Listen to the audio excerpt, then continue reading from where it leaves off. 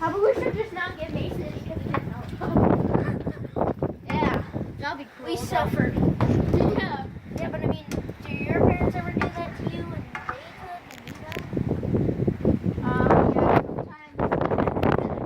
sometimes when they buy bad parenting, sometimes when they buy pizza, it's like, you cannot eat this.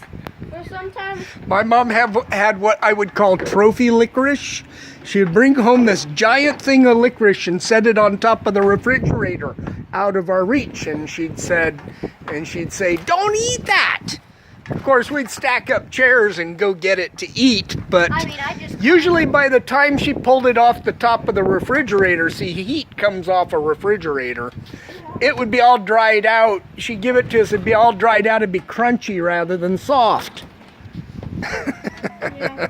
Sometimes my parents give me veggies and they get to eat like spaghetti or something. I'm like, oh, come on.